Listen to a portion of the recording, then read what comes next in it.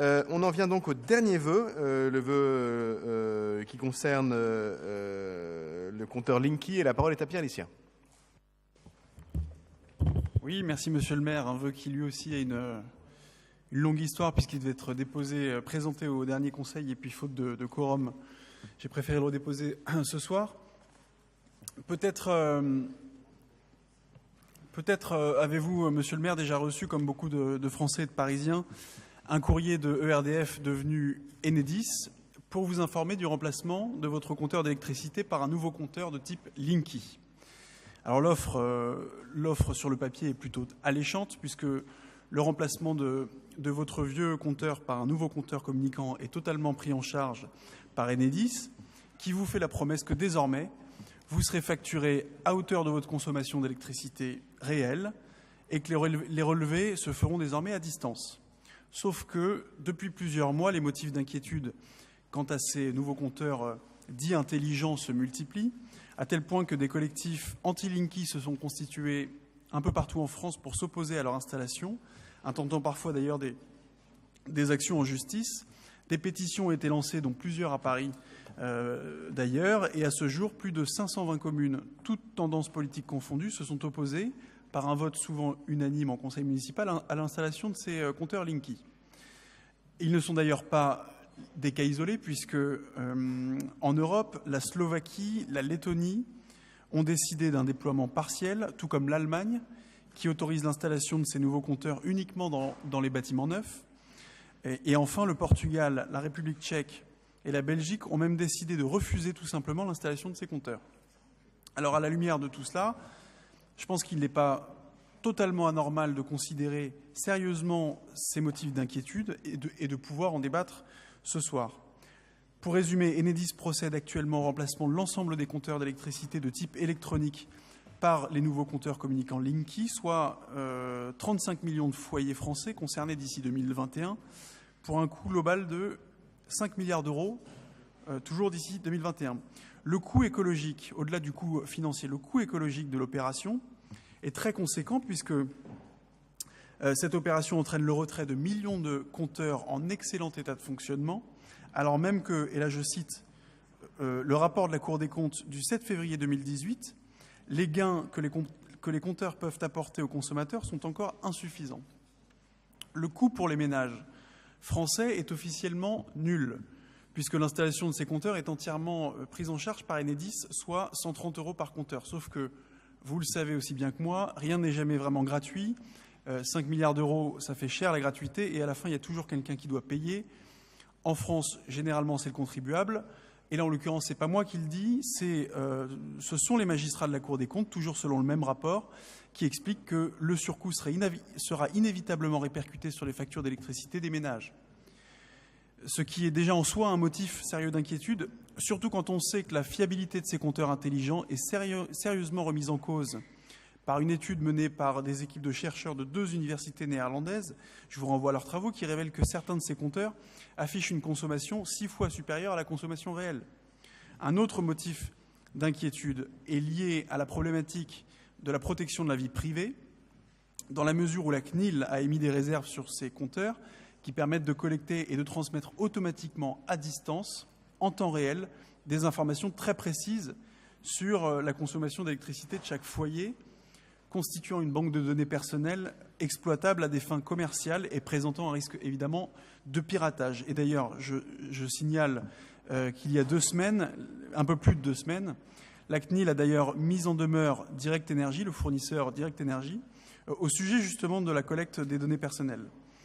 Le dernier motif d'inquiétude, et pas des moindres, concerne l'exposition des ménages à une nouvelle source d'émissions d'ondes électromagnétiques, puisque les compteurs Linky ont la particularité de transmettre des données via un système de courant porteur en ligne, un système CPL. Alors voilà, pour conclure, entre les réserves de la CNIL, les réserves de la Cour des comptes, les réserves des communes, les réserves de nombreux États européens, ça commence à faire beaucoup.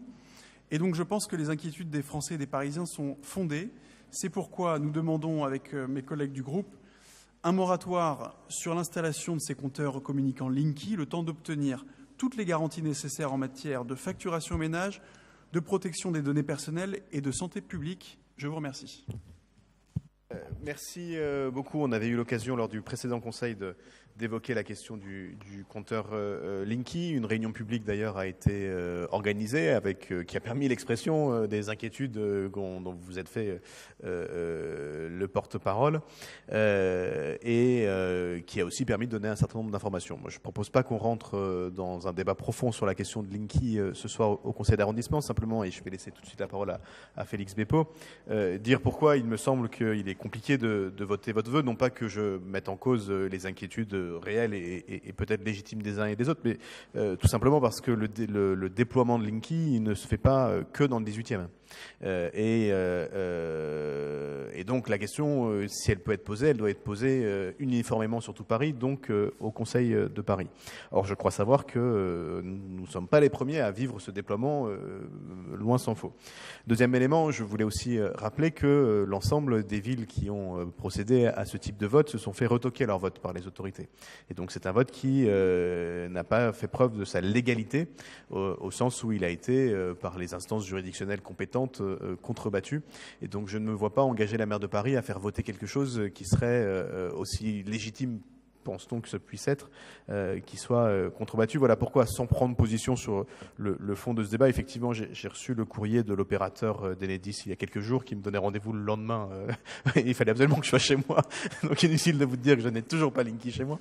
Et que j'ai beaucoup d'interrogations sur les modalités réelles de déploiement, mais par correction par rapport à la réalité de ce qu'on pourrait demander. Je ne me vois pas demander ça à la maire de Paris, mais chacun pourra évidemment voter comme toujours librement. Félix Beppo. Oui, monsieur le maire, vous avez quasiment dit beaucoup de choses comme élément de réponse à Pierre Licia et aux Républicains. D'abord, rappelez peut-être, monsieur Licia, que effectivement, ce n'est pas la mairie du 18e arrondissement et la mairie de Paris qui ont pris la décision de déployer Linky, premièrement. Deuxièmement, il s'agit d'un texte législatif qui suit une directive européenne. Et donc, le fait de demander au Conseil de Paris, à la ville de Paris, de prendre un moratoire sur quelque chose qui est d'ordre législatif me paraît en soi être un premier problème. Le maire vient de le dire à l'instant. C'est pas nous qui avons décidé, c'est effectivement 35 millions de récepteurs Linky qui ont commencé à être installés depuis fin 2015. Et donc, ça va suivre son cours. J'entends toutes les réserves. Nous avons reçu ici même, le 19 mars dernier, des gens qui souhaitaient effectivement avoir de l'information. Et comme le maire l'a très bien rappelé, c'est que la mairie du 18e, depuis le début, veut apporter le maximum d'informations aux gens qui sont préoccupés par un certain nombre de sujets que vous avez évoqués, les ondes, les problèmes de santé, les problèmes de confidentialité que vous avez évoqués avec la CNIL. Tous ces éléments-là ont été abordés lors de la réunion publique du 19 mars et nous avons pu échanger avec les gens d'Enedis. À la suite de cette réunion, d'ailleurs, il y a eu une réunion qui s'est organisée, je crois, la semaine dernière à l'Assemblée nationale, avec un certain nombre de parlementaires qui recevaient encore Enedis pour poursuivre la discussion, notamment sur les questions de santé publique. Et je m'étais permis de dire à la fin de cette réunion publique qu'en effet, et compte tenu des réserves qui sont émises ici et là sur des sujets de santé publique ou des sujets de confidentialité et de liberté, je pense que la question aujourd'hui est une question qui doit être saisie par la représentation nationale, et je vous invite à faire de même, c'est-à-dire à saisir les parlementaires qui peuvent véritablement répondre à votre question, puisque les parlementaires qui aujourd'hui ont pris ce sujet-là vont jusqu'à demander eux-mêmes un moratoire, et un moratoire qui serait voté par les parlementaires. Et là, ça prendrait beaucoup plus de force que demander simplement à la ville de Paris, qui n'y est absolument pour rien, ni dans l'installation des compteurs, et encore moins sur ses effets, de vouloir voter un moratoire sur quelque chose d'ordre législatif. Donc, on ne peut pas voter votre vœu en l'état. Nous avons dit et nous avons fait, c'est-à-dire que nous avons dit que nous faisions de l'information, nous continuons à le faire, nous répondons aux pétitions, nous donnons un certain nombre d'éléments d'information, et si besoin, et la conclusion de la réunion du 19 mars a été celle-là, s'il y avait besoin d'organiser d'autres réunions en faveur de ce qui se dira à l'Assemblée nationale ou ailleurs et qui nécessiterait effectivement qu'on se revoie pour en parler, la mairie du 18e, comme elle l'a fait le 19 mars dernier, se fera un plaisir effectivement de remettre tout le monde autour d'une table pour pouvoir discuter sur des sujets, encore une fois, et je termine là-dessus, où elle n'a aucune responsabilité. Merci. Merci. Pascal Julien. Alors moi, je suis très très heureux que un représentant de la droite dure s'intéresse à la protection de la vie privée. Donc vous allez de la même manière vous intéresser aux cartes bancaires, aux cartes de sécurité sociale, aux cartes de fidélité commerciale, aux caméras de vidéosurveillance. Voilà également de bons thèmes sur la protection de la vie privée. Je suis content que vous nous rejoigniez sur cette question. Vous aimez beaucoup le rapport de la Cour des comptes, moi aussi, je l'ai lu, j'en ai lu d'autres. C'est pas une parole d'évangile, un rapport de la Cour des comptes. Ils ont leur orientation, ils ont leur parti pris. Mais enfin, je suppose que vous aurez la même foi dans le rapport de l'Agence nationale des fréquences qui vous rassurera sur le courant porteur en ligne, le CPL, qui d'ailleurs est la technologie utilisée dans la plupart des foyers domestiques pour permettre une connexion filaire de son ordinateur. Vous voyez, on n'en est pas mort. Et puis, je suis très heureux aussi, je trouve ça formidable que vous demandiez une étude d'impact avant de continuer de déployer, parce que vous allez le faire pour la téléphonie mobile, pour la 3G, pour la 4G, pour la 5G. Demandez un moratoire.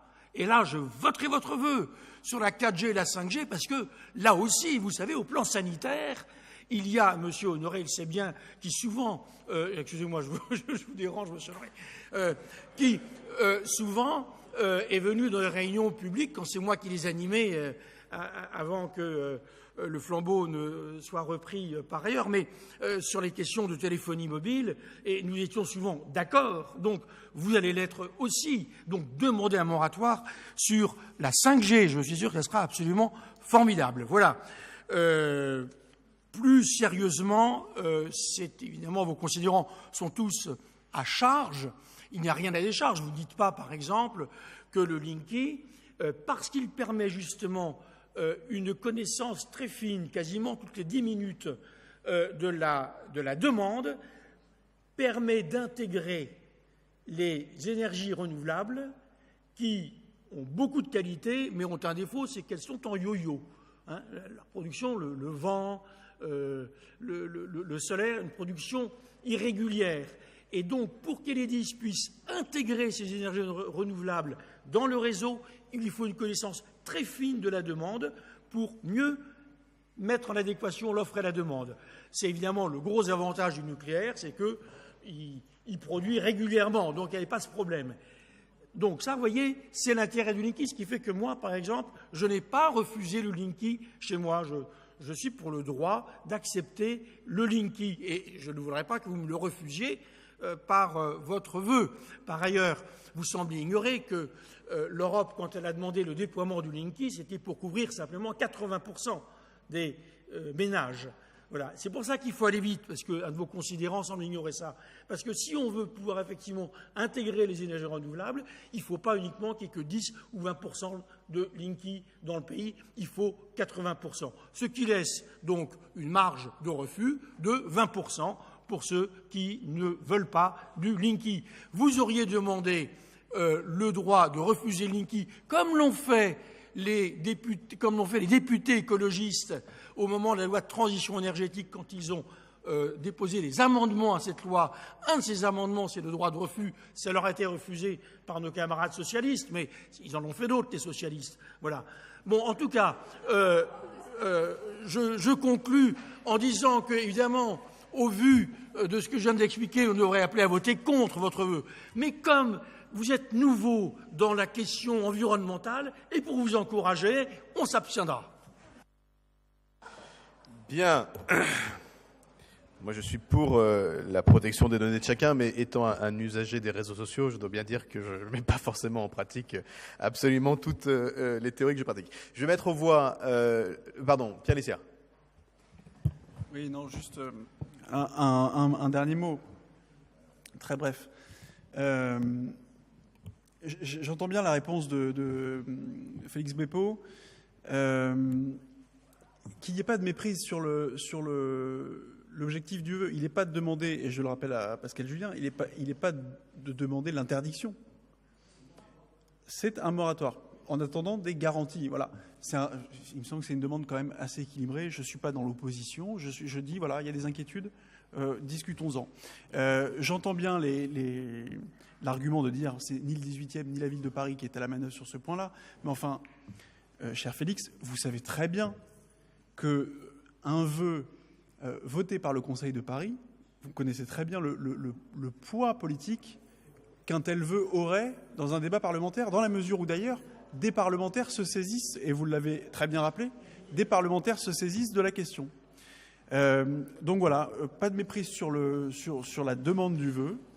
Et monsieur le professeur Pascal Julien, si vous êtes libre d'accepter Linky dans votre immeuble, eh bien laissez à d'autres la liberté d'être soit inquiet, soit dubitatif. Merci. Monsieur le maire, si vous le permettez, juste pour vous dire que ce qui est valable, ce que le maire a indiqué sur les communes qui ont pris des arrêtés pour interdire le liquide et qui ne peuvent pas être appliqués parce que ça ne sert à rien, ce serait la même chose avec la ville de Paris. Merci. Je vais mettre aux voix ce vœu. Je voulais relativiser quand même le poids des vœux en général, ceux que nous votons nous, ou même ceux que le Conseil de Paris vote, puisqu'il nous arrive de voter beaucoup de vœux. Certains ont du poids, d'autres un tout petit peu moins. Ce qui est certain, c'est qu'un vœu a toujours moins de poids que l'application de la loi. Et en l'occurrence, l'exemple des autres communes ayant démontré que l'application de la loi se faisait peut-être était trop rigoureuse, je ne sais pas. Voilà, moi je ne me vois pas demander à la maire de Paris quelque chose qu'elle ne serait pas en mesure de faire, mais chacun est évidemment totalement libre. Et donc je mets aux voix ce vœu qui est pour, qui est contre, qui s'abstient. Il n'est pas adopté. Merci beaucoup. Bonne soirée.